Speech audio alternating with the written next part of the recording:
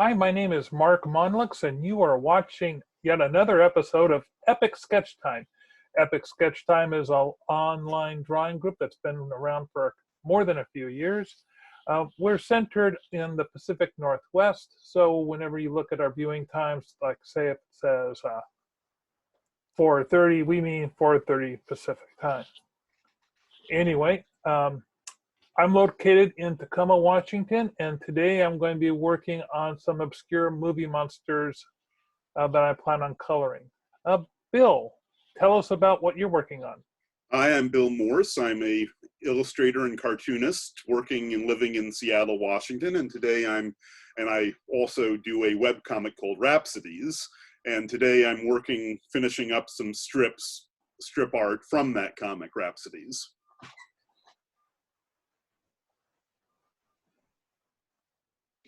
Hi. Oh, thank you.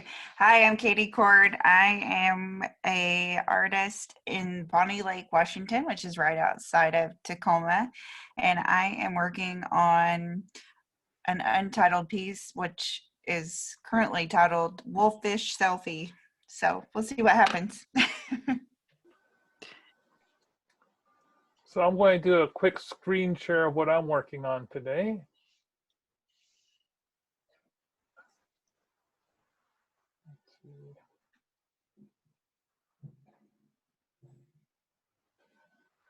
So this is an obscure movie monster. Any guesses? I've seen enough stills that I know it's not the Incredible Melting Man, but it does look familiar. Really? Then your taste in films is awful. This is from a film called The Oily Maniac. Uh-huh. So, What? and it's something I haven't even bothered to watch. I just like the monster being all gloppy. So that's what I'm just cleaning this up before I start coloring another image on my tablet. So I'm going to take it you've improved on the original model significantly. This thing? Yeah. Hard to say, probably.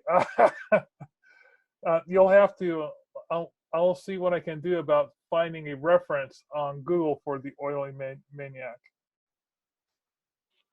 So there, now speaking of movies, one interesting thing I found out today, were any of you aware that George Mills's Journey to the Moon film had a color edition? It was a hand-colored edition, wasn't it? Yes. And the person who told me gave me the link for it on YouTube, if any I can put in.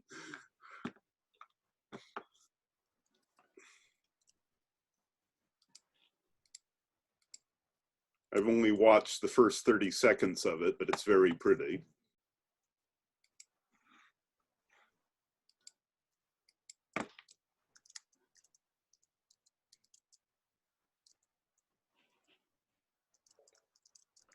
Yeah, the Oily Maniac is a Chinese horror film, came out in 1976. And it feels mildly refreshing to know that we do not have a monopoly on bad schlock.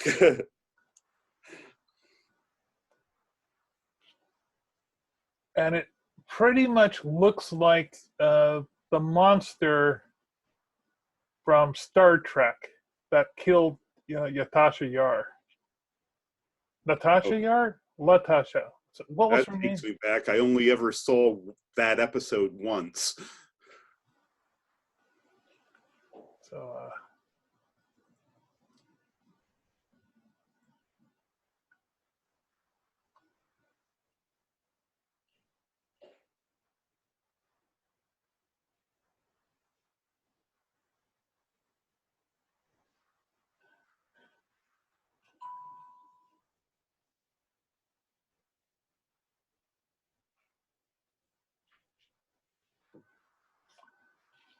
I'm going to do a quick screen share.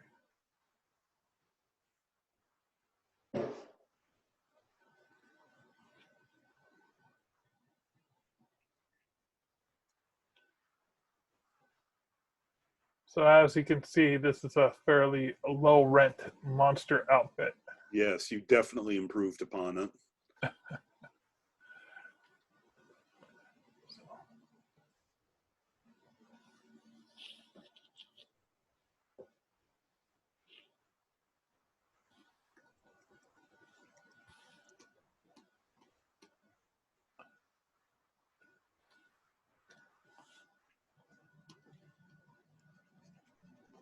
So I had a very nice holiday. My family exchanged gifts via the postal service. Still did our drawings. You know, we usually just draw names and then send each other a gift. And so we opened them up while we were all in a Zoom conference.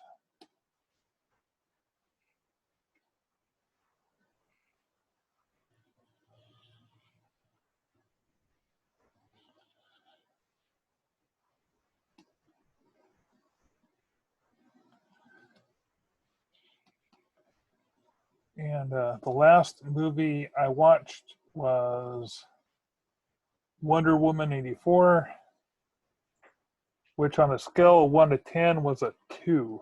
Oh dear. Oh That's yeah. mostly what I'd heard, but I didn't think it would have been that bad. You know, I was actually we watched a couple episodes of the television show before we watched the movie, and we were kind of like laughing because, you know, the way the TV show starts out, Linda Carter is like running across the beach, and her and I can't remember who else are in lingerie. So it was kind of fun to watch the original episodes and then watch the movie. But it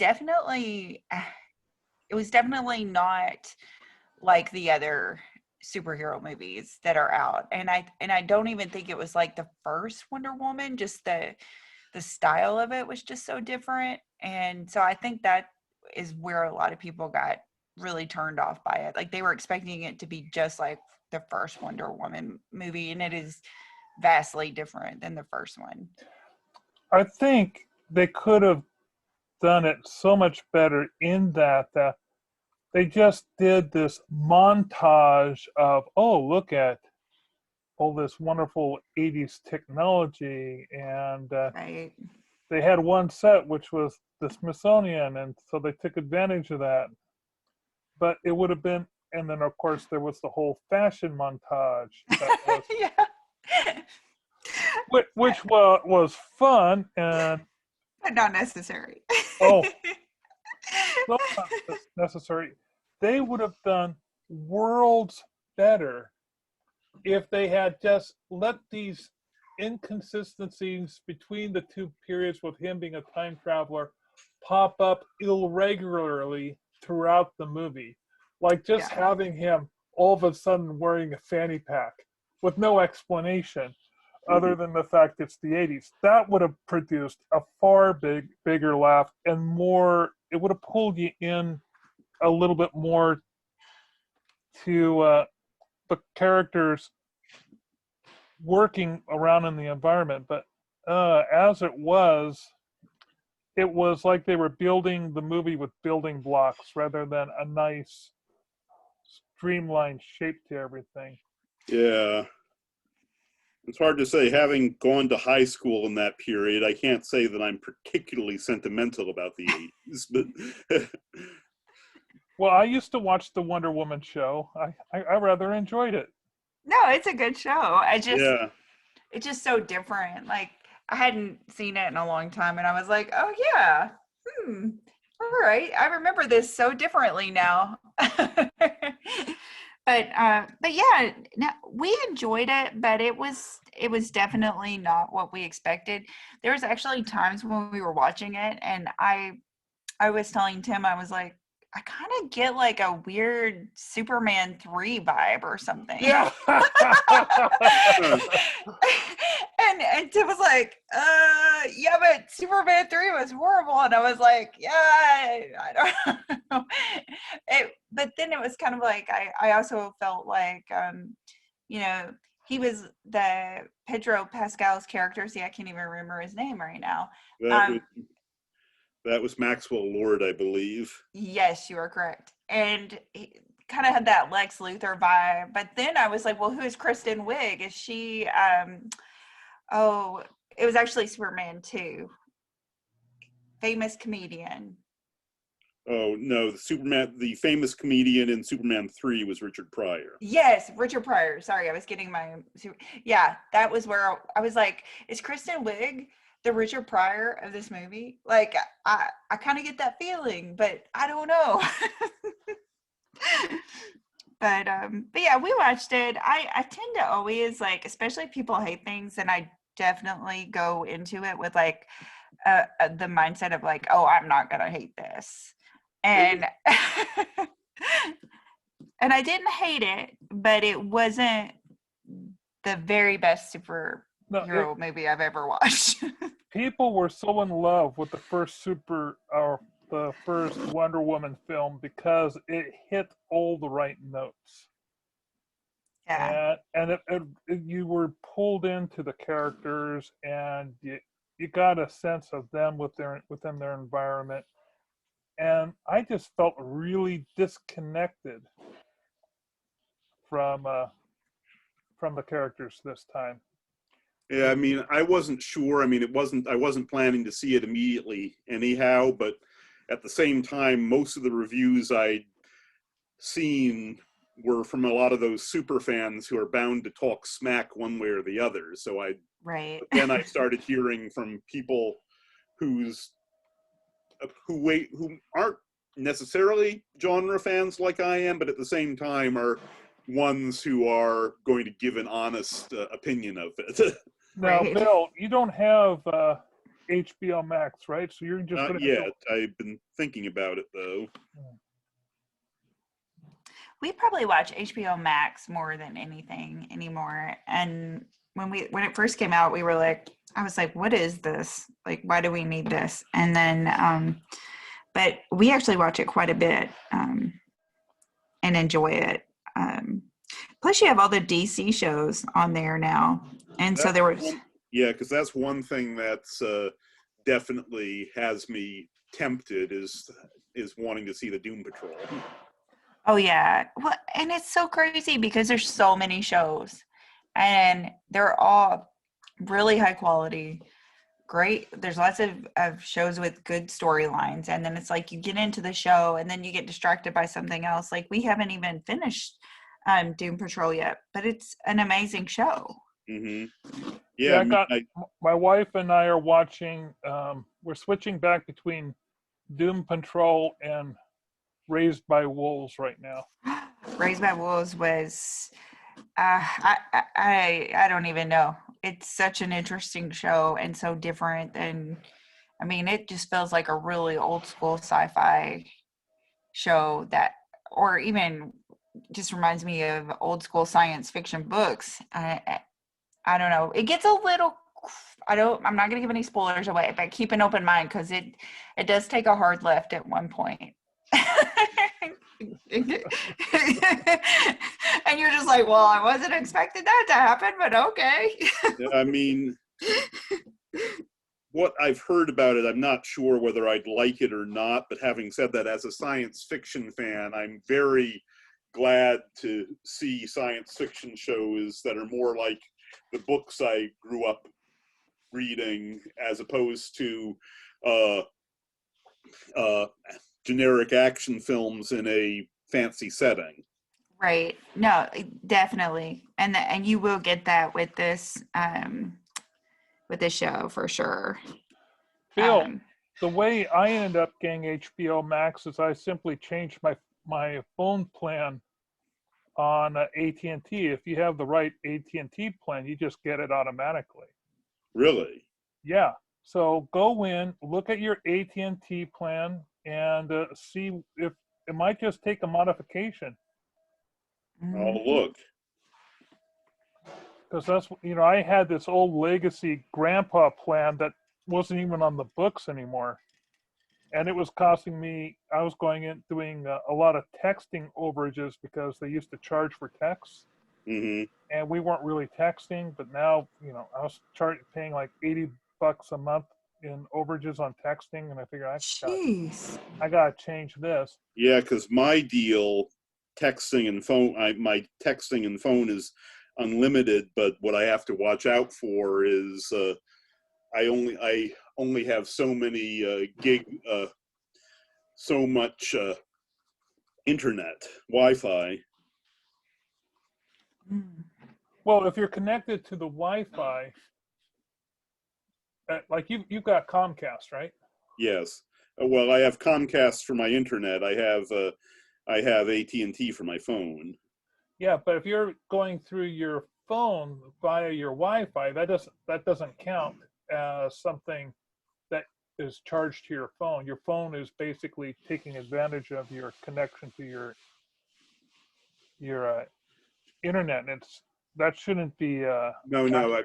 I mean this is whenever I'm not anywhere near a hotspot. Well, one of the plans, the plan that I am on right now is the Elite plan, which turns my phone into a hotspot if I need it to be. Yeah. Now, we have two phones, and I'm thinking about taking my wife off the Elite plan and saving $20. But yeah, the difference is $20 between the two plans. And her plan, if I took her off, wouldn't give her HBO Max, but that doesn't matter because I'm getting HBO Max and we would just be using my account. Mm-hmm. But still, if it's only $20 a month difference, then you're getting, your phone as a hotspot for your laptop. Right. Or whatever. Katie, have you ever used a hotspot for anything? Or Yeah, when I travel for work, I use it a lot. And then because I have to have a secure my own personal, secure way of getting on the internet related to work. So yeah, I use them all the time when I travel. And they're really handy. And I haven't had any problems with it. now, I could see using it at like a comic book convention because there have been times when the person next to me was managing to get things processed very quickly, and they said, hey, this is basically, I've got a hotspot here. You don't have to rely on their poor Wi-Fi. You can just do it through me. I said, oh, that's great. Thank you so much. Yeah. Yeah, especially at conventions. Oh, dear Lord. Trying to use a square or anything. Well, I found that if you use a square with oh, hang on, I got to check on something. Okay. Oh, that's just my insurance company trying to reach me. Wonder what that's about.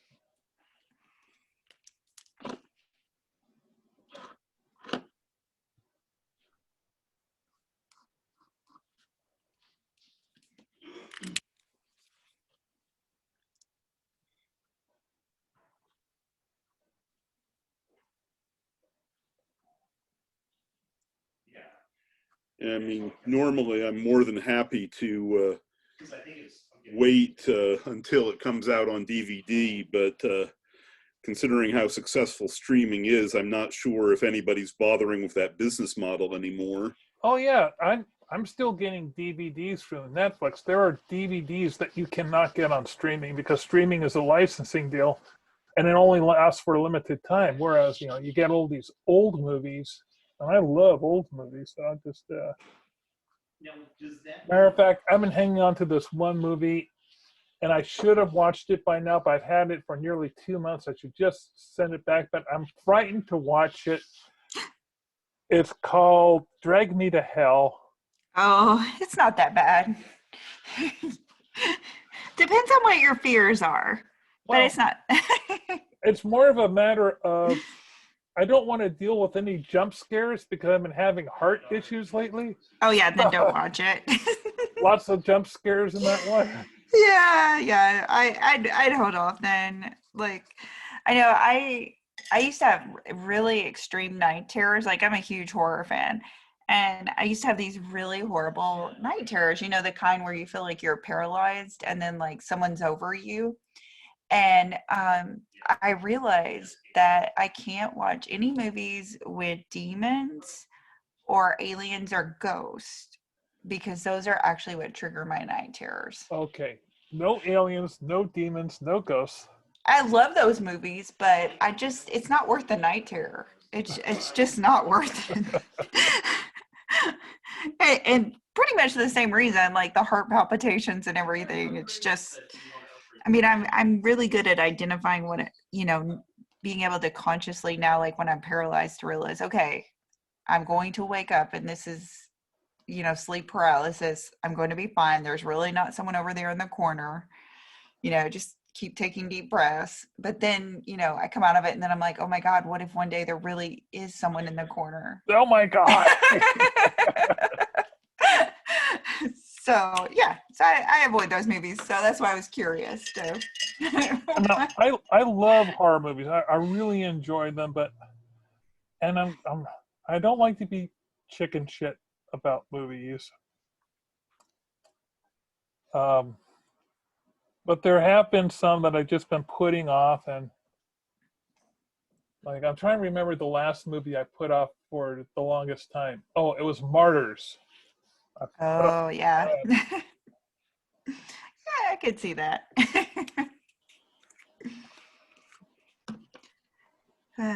So what was the last fun horror movie you watched? I think the last one I watched was I was on Shudder, and to get into the Christmas spirit, I watched A Christmas Horror Story, which is like an anthology of Right, horror I've movies. seen It's it. cute. Yeah. It's really cute. For me, it was Anna and the Apocalypse. I haven't seen that yet. Tim's not really into musicals, so I haven't gotten to see it yet. And so we usually, like, if there's a movie one of us doesn't want to watch, we don't really force the other one to watch it. So I haven't really seen it because about the only time I watch TV is when I'm with him. Because it's interesting. When I heard it was a musical at first I'm groaning, but I'm a real musical nerd, so to the point where I have the high standards, and the songs were actually fairly good. Yeah, I remember when it came out, and I was actually really excited to see it. And one of my favorite movies is Shaun of the Dead, and it kind of gave me a little bit of a Shaun of the Dead vibe. So I was kind of excited for that, but it just never came to fruition that I saw it. So I'll have to put it on my list, possibly for next year. So I have both Bill and I are on Letterboxd. Are you familiar with it? It's like, what Goodreads is for books, right? Yes. So Letterboxd is to movies what Goodreads is for books. Oh, okay. And one of the lists I have on there is inappropriate Christmas movies. And because this started up a couple years ago, my niece wanted to know if I could make a recommendation for a movie that a Christmas movie that was gruesome. And I said, "Oh, you poor little thing, do I have movies for you?" And then so she started watching some of them, and she and her boyfriend really got into them. Oh, cool. And I think I added at least 50 onto the list this year. Let's see. So I think I will return that horror movie, even though I've hung on to it for so long. I just don't want to go to urgent care again. Mm-hmm. Are you having AFib? Is that what's happening? Oh, Or yeah, I have a long history of AFib, and I've got a heart condition, and I've got a defibrillator in my chest. oh wow, you legitimately have a heart condition. Yeah. I recently got back a chest X-ray where they're saying, "Oh yeah, your heart's gotten a little bit bigger, but you know, it was Yeah. big to begin with, but now it's just a little bit bigger. But it's not too much of a worry." So Yeah, but I know Tim, when he was in the hospital this last time, he went into AFib. oh, and that's not fun. No, and but what was so awkward is we were like earlier in the night, he was like, my chest feels funny. And I was like, oh, okay, well, I don't have a stethoscope, but let me just put I'll just listen to you with my ear. Let me see if I can hear anything. And he was throwing what they call preventricular contractions, which sometimes can lead to AFib. And then I Right. saw on the cardiac monitor, and then I called his nurse and I said, hey, like, I know I'm not his nurse. I'm just here, as his significant other, but he's starting a lot of PVCs and he doesn't normally have PVCs. And she was like, oh, it's fine. It's fine. He'll see the doctor tomorrow. And then it was like, probably like 3 hours later, I was asleep. He literally just like woke up out of sleep and was like, something's wrong with me. And I hear the bells are going off and I'm like, oh my God, your heart rate's 180. It's like, and so then that adventure, he ended up staying in AFib even with medication for I think like 36 hours. Oh, darling, I've been in AFib for months on end. Oh God. Yeah, there was one time my pulse rate was 112 for 3 months straight. Oh my. And I lost like 20 pounds just from not doing anything. But no, most of the time my AFib is an irregular heartbeat. I've got uh, what is it? Obstructive cardiomyopathy. Basically, I have one heart valve that interferes with another heart valve. Right. And but yeah, so medication to keep the heart nice and steady, always good. And just had a cardioversion done day before Thanksgiving. Oh. That was cardioversion number 5, I think. Did you just go into the ER and they were like, you got to be cardio converted just another day? Or did you actually go in for like a procedure where they go in? Oh, we scheduled it because it's like this. If you start having if you go into AFib and you go into the doctor immediately, there's a window of between 24 and 48 hours. If they can get to you within that window, they can give you a cardioversion then.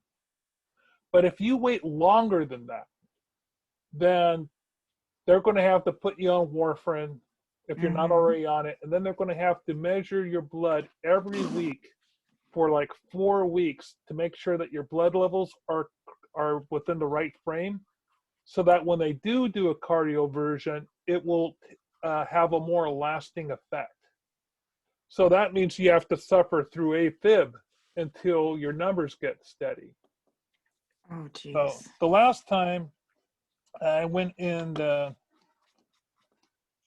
I went into AFib in September, and yeah, I didn't get. I basically sat in AFib until they got to me just before Thanksgiving because That's, I just had to wait for the numbers. And if I had just gone in when I first felt it, and they could have just put me on a table and sent me on my way, that would have been fine. It's a very fast procedure. It doesn't take more than. Oh, we have somebody trying to get in. ooh. Who could it be? Hopefully, um, I'm just going to temporarily.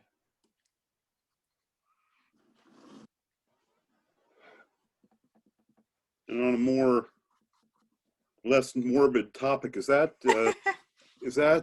airbrush you're using for the piece there? Or?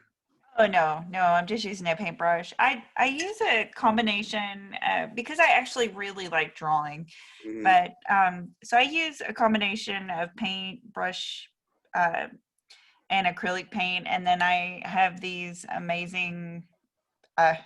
I'm not meaning to do a. No worries. No, we do But recommendations all the time. So let's see. At first, I was guessing gouache, but I got fooled by what looked like a power cord. yeah, no. Oh, this is my headset cord. Oh, okay. But yeah, I really like Poscas, because I can still get that kind of what I think of as like a cartoon drawing look, but I'm still painting. And before that, I used alcohol markers, and I still use alcohol markers sometimes, but I just really love the way the paint looks. But I really don't know that. I'm still learning so much about art. I just figured out, like, probably like 3 weeks ago, the light bulb went off. Is like, when the paper says use dry media, only use dry media on the paper. When it says it's for this kind of thing, use it for this type of medium.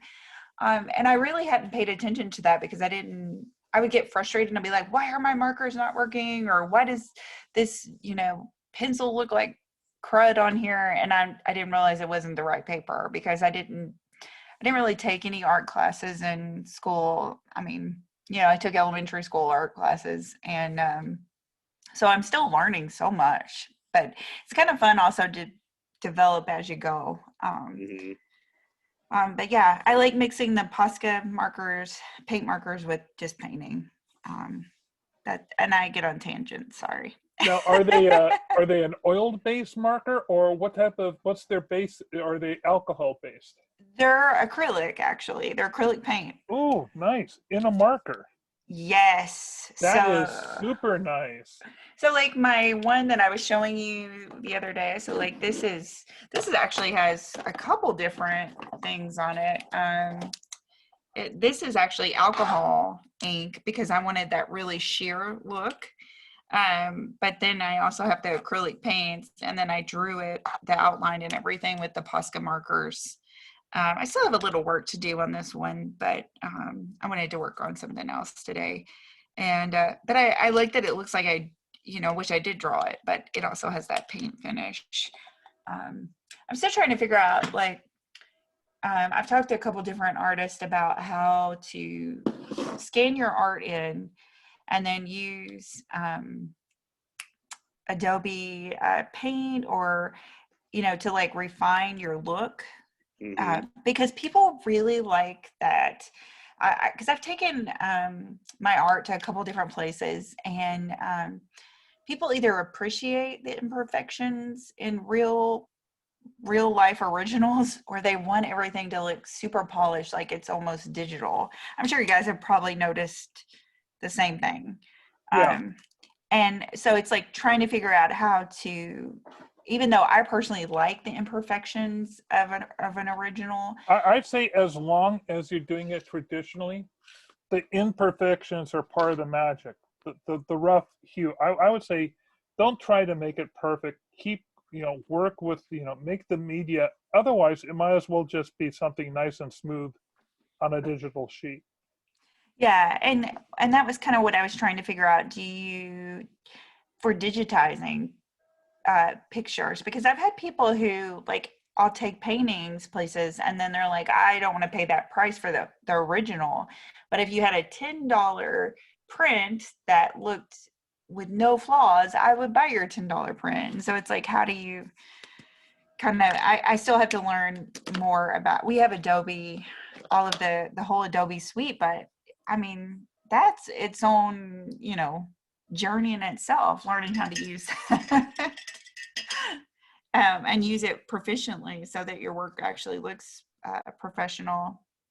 I've also tried, I have some software that I got that was free, and I've used that a couple of times just to draw, but I don't enjoy digital drawing as much as I just enjoy the tactileness of painting and and drawing on canvas.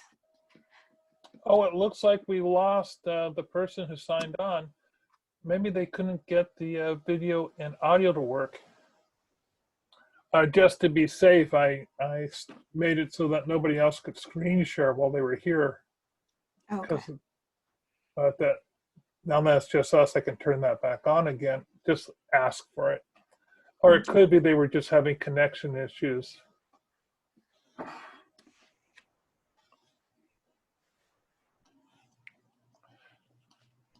I have a policy with Eventbrite that I ask people to please post their full names. But when you sign in, and I ask people to please put their names in, but some of these people are unaware of how to do that particular feature, or they're using their wife's account, and they don't want to, mess with anything. Right. Yeah, I had to make 2 different accounts so that I could use my Katie Cord name, but I'm glad it showed up this time.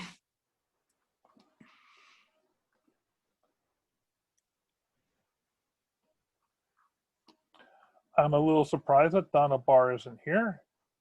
She probably got sidetracked. A lot of people have been getting sidetracked over the holidays. So Yeah, no, I mean, the way how enthusiastic Donna is about all the streaming events, I'm surprised she's not a regular yet. Oh, speaking of Donna, that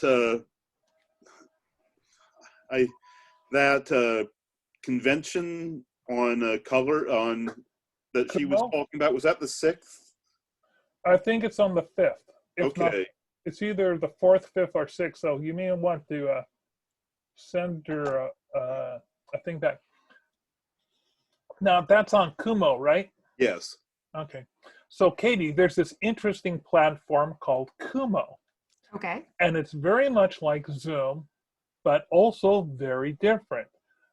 In Zoom, you have, like, right now there's 3 of us. We're a small little group, but there are times where you have like 30 or 40 people showing up, but only one person can talk at a time. So what Kumo does is you go into a room, and your little picture, or your little avatar is like this big, and it's still, it's this window, but it's tiny. And using the arrow keys or just clicking around, you can move about into the room to where there are groups of other people. And as you move away from one group, their sound fades. And as you walk towards the other, their sound gets larger. Oh. So you have to be within a close proximity of 3 or 4 people. But you might be able to talk to maybe 9 people talking at once, but usually with a small group like 3 or 4, you can easily, let one person talk over another person. And then it has more of a mingling setup. And they were very interested in talking with Donna, because Donna was saying, hey, isn't there a way that we could do this to possibly have online conventions? Ooh. And so we're having a little bit of a meeting where they want to get feedback from people about that. And of course, you have to have a Kumo account and be fairly familiar with it. One of the things that they've done is, it used to be that you could only fit 25 people in a room. But what they've done is they've made it so that rooms can be connected to each other, so you can go from one room to another room. So you might be, that might be helpful. They're also putting it in a capacity for people to actually design what their rooms look like to a certain degree. I think that was a recent feature that they posted out, but I didn't go investigate that. Bill, did you see that email? I may have seen it, but I believe I missed that event, so Oh, it wasn't an event. It was just an announcement saying, hey, we got this new feature. Go and check it out. Okay, I think I did see it, but no, I didn't look. Yeah, I haven't looked either. I should probably check that out before we go to that meeting with Donna to give them feedback. Right now, the program's a little buggy. I keep finding that I have to leave and come back into the room to get my microphone, or my screen would freeze frequently. They're very much in the beta mode at this point. Okay. But because of that, they're very willing to talk with users. And it's called kumo.com, I think. Kumo.com. Let me, I'll do a quick look. And you can create, or, you know, quickly establish a room out of several templates and just say, and then what you do is you send that URL to other Kumo users and they can just go straight into your room. So there's no security other than the fact that, hey, don't give this URL out to anybody else. Right. Let's see, go in. Kumospace.com, that's the name of it. And let's see. Oh, and I don't think I can go into it while I'm, yeah. You can only stream out via your camera through one website at a time. So I'll copy the URL and I'll post it in the chat. Okay. Okay, here we go.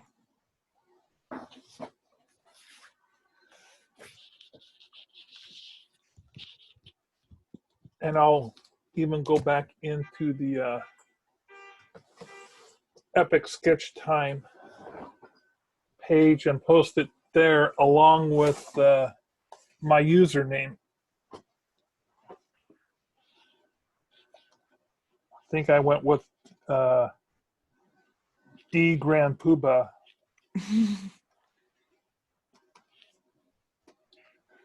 So Kate, how did you and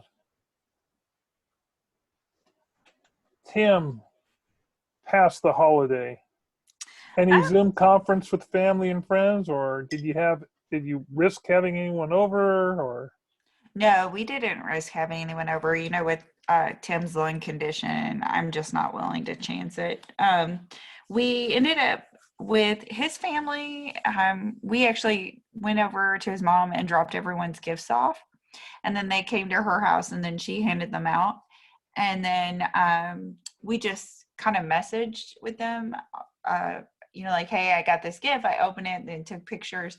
But then with my family, we actually like Facebook Messenger because the kids have Facebook Messenger for children. So we all just got on Facebook Messenger and took videos of the kids opening their presents, because that was really the most important, was seeing my niece and nephew, you know, seeing if they liked what we got them. And then we just talked as a family. It was really nice. It just makes you realize, though, like how much sometimes we take for granted getting together with our family. And I hadn't really, because I've lived in Washington State for over 10 years now, but my whole family is on the East Coast. And so there's been many years I haven't went home for Christmas. And it was like, because I couldn't go home for Christmas this year, I miss them more than I know exactly what you're talking about. My family's on the East Coast too, so I generally only get while I do visit them in the summer very often, visiting them on the holidays, I'm lucky if it's every other 5 years. Right. And so it was kind of just like one of those things where I was really sad about that. But overall, it was still really positive. And I actually made sure I had, like, I'm notorious for waiting till like December 23rd to send gifts back home. Oh, and no. And this year, like, I really wanted to see them open them on Christmas. And so I actually sent them 2 weeks early. So I was really impressed with myself. But yeah, no, we spent the holiday with Tim. It was Tim and I, and then his children. And then they went to their mom's house for a couple hours on Christmas Day. So it was really nice. It was a nice quiet time, and we watched, like I said, we watched Wonder Woman, and then we also watched Die Hard because Because there we're are those people. So yeah, and I still believe Die Hard is in fact a Christmas movie. So, and then we watched Home Alone because I haven't seen that in a couple of years. So Only the first one, or did you watch the full 3 seasons? no, I watched the first one. I'm not much of a sequel person. And so we just watched the first one, which is super And yet sweet. there's Star Wars. Please tell me you. Now that's a different beast into itself. That's a mythology. Okay. So to me, you have to have the story continue versus like some of these movies where it's like 1, 2, 3, 4, 5, 6, 7, and it really doesn't, it isn't necessary to tell the story. But I don't feel that way with Star Wars, even though, honestly, Jon Favreau has done an amazing job with The Mandalorian. It's very much. I don't subscribe to Disney Plus, so I haven't seen any episodes of The Mandalorian yet. Well, I think one of the things I like about it is it really does have like a weird like Western vibe, like almost like Gunsmoke. It kind of reminds me of Gunsmoke a little bit. Oh, nice. I mean, I remember I saw a rather interesting interview the other day where it was saying that they're going back to the basics of Star Wars, and because the original Star Wars movie is very loosely based on Hidden Fortress, they decided, okay, let's very loosely base this on Shogun Assassin. Oh, so it is based. Okay. Yeah, I saw some weird thing on Twitter where they were talking about that it's more of a Shogun series, but I don't know if the Westerns that we used, they were actually older Westerns when I was a kid, but and keep in mind a lot of the samurai films are based on Westerns, so it's kind of a now I have to disagree with that, Bill. I think a lot of Westerns are based on samurai films. As I said, it goes both ways. Yeah, they kind of interplay with one another, but you do get that vibe from the series, and it's a good vibe though, because even though there's an overarching, storyline or story arc, each episode has they have a different task or a different bad guy they got to deal with. Mm-hmm. And then it brings out different things in The Mandalorian, but you also still get that really cool vibe of almost like a mini Star Wars movie in every episode. So, and there's a lot of times I feel like the last couple movies have been good, but some of it has just been trying to appease fans, and you get Easter eggs, but you still also feel like it's a new thing. I know what you mean. I enjoyed Rogue One. Solo was painful, and I mostly gave up on the new trilogy. Yeah. But yeah, we're pretty big Star Wars fans around here. I'm probably the least fanatic of everybody in the house, but I still really enjoy the films and grew up on them, and I'm a kid of the 80s, like talking about HBO, we would get HBO for free for like 3 days, and so whatever movies were on HBO during that time, we would just record on VHS, and then that's what we would watch for the next 6 months, because my mom she would sometimes, but when VHS first came out, she wouldn't even really rent movies for us, and they were really expensive. So we just watched whatever came on HBO or when it was free, and we just taped it. And so I think we watched A New Hope probably like 15 times in a 6-month period because it was one of the only movies we had on VHS. So, but yeah, I didn't really know, like my mom, it's really interesting because I have this mom, like I didn't know my mom was different or like weird about things. Like she let us, she loves science fiction and horror, but when I was a kid, I didn't know there was a difference. Like, you don't really know what genres are when you're really little. You just get introduced to whatever. And then I went to kindergarten. And I think there became this time, like, what was it, like the late 80s, early 90s, and everything was about censorship. So I'm older than that. I remember a time before people really censored their kids. And I went to kindergarten and we were drawing, and I can't remember what the teacher asked us to draw, but I ended up drawing my favorite movie, and it was Children of the Corn, and like scared the crap out of my teacher. And my mom was like, I don't really see a problem here. But now when I was 6, my mom was, how old was my mother? I think she was 22. And now that I'm 42, that is really young to be raising children. I know people do it every day, but I'm like, oh, well, it really makes sense that a 22-year-old would potentially let their kid, watch Children of the Corn and be okay with it at 5. The first horror movie I watched was Vincent Price, The Fly. I saw that when I was about 4 or 5 years old on TV. So I was hiding behind the couch. I think the first time I watched a horror movie by myself was actually the original Night of the Living Dead. And it just happened to be one of those things where, of course, I was like 7 and home alone, but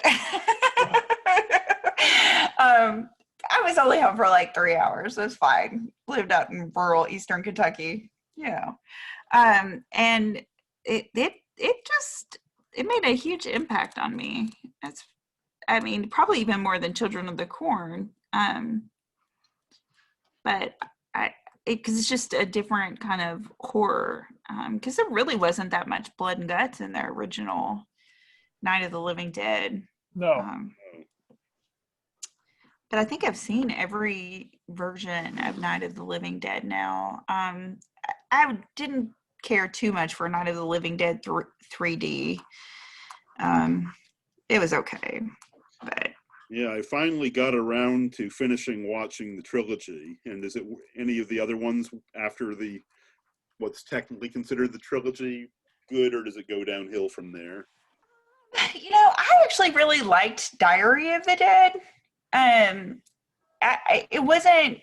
It's just not the same. I mean, the movies after the trilogy, they're just not the same. Those are like the heart of the whole series. But Diary of the Dead's not bad. And then the one, Tim, what's the one? Tim's standing over here. Tim, what's the one where they're in the big tower? And then I can't remember. See, I can't even remember it. But they start using guns and tools. Yeah, the one with Dennis Hopper. Cool. Dennis Hopper, yes, that was who was in my mind. I don't know why I didn't care for that one too much. Oh wait, it's only 5:30. It had a weird, like almost like a Running Man vibe to it to me, and I don't know why. Maybe it was the suit that he was wearing, because it sure looked a lot like the other guy's suit on the Running Man. It's really interesting that I keep saying these things and you totally get what I'm talking about, because normally people are like, I have no idea why you're saying that. You're a weirdo. But yeah, so that was okay. And then there's the one where they're on the island. Mark, did you watch the one? Right, the Pacific Northwest island. Yeah. Yes, that one wasn't horrible, but the one beautiful thing about the first 3 is that there are lots of lessons and that can be found in the storylines, you know. Obviously one of them is about class, race, consumerism, war, nuclear war, and you know that those things are there, but they're not in your face. And it felt like a little bit more, he did such a good job of just like putting those things in there subtly. And then when you would see him at conventions or see interviews and people would ask him about him, he's like, I didn't do that on purpose. And you're like, sure you didn't, George Romero. And but it just seems a little, the writing is just not the same in the other movies. And I don't know if it's maybe he didn't write it and someone else did. I don't know. But I mean, like, I like The Crazies. I thought The Crazies was a decent movie. Are we talking the original Crazies or the remake? I like the original. I didn't hate it. The second one was more of an action horror fluff piece, I guess would be the best way to put it. Now, if you want a nice bit of psychological terror, watch a French film called The Tenant. Oh, okay. You will. It's along the lines of Rosemary Baby Scary. Ooh, see now, Ira Levine. I found, so my grandmother used to own a junk store.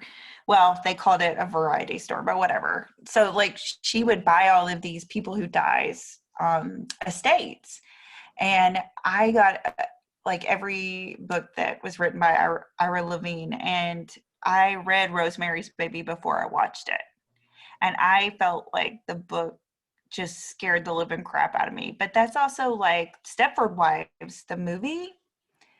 I don't feel like it's too. Definitely, the first version is scarier than the second version, but the second version was sort of like, you know, whatever. That was a satire version. Yeah. Yeah. But the book, I feel like he's a really great writer, and his books are really they're quick reads. But yeah, Rosemary, I watched a show on Shudder. It was actually more of a short. I don't even think it was 60 minutes long, and it was like a new take on Rosemary's Baby. It was an indie film, but I cannot remember the name of it right now. Oh, do you have Shudder, Mark? No, but I should, because we've got Crunchyroll, and I know that if you have Crunchyroll, you should be able to get Shudder too, because they're both by the same people, or Okay. they're being. Now, do you get Crunchyroll? I don't know if I get Crunchyroll. I'd have to check. Okay, Crunchyroll is fantastic. It's anime, tons and tons of anime. Oh, I'm looking at the clock, and we're at 5:30. Okay. Believe it or not, yet another episode of Epic Sketch Time has shot by. I look forward to seeing everybody in 2021. Cool. Well, it's great meeting with you guys again. It was nice being with you too. And by the way, other things that are starting up is next week. The Graphic Artists Guild will be back on course, so you can see a number of events through them. There's going to be Freelance Fandango, which runs from 11 o'clock to 1 o'clock. Then, of course, Epic Sketch Time on Tuesdays from 4:30 into 5:30. On Wednesdays, there's Designer's Corner. And Bill, what else is there? Do you recall anything else? There's that illustrations critique group on Thursday at 6, which I very much recommend. The Illustrators Forum. Yeah, so if you were to follow the Graphic Artists Guild on Eventbrite, you'll see that they've got lots of free to anybody to come and join. Some of them are open topic, like this group, and other ones are themed topic, like Designer's Corner. And I believe there's also a group that makes greeting cards for first responders. Anyway, thank you again for joining me for Epic Sketch Time, and I'll see you next week. Okay. Bye. Bye.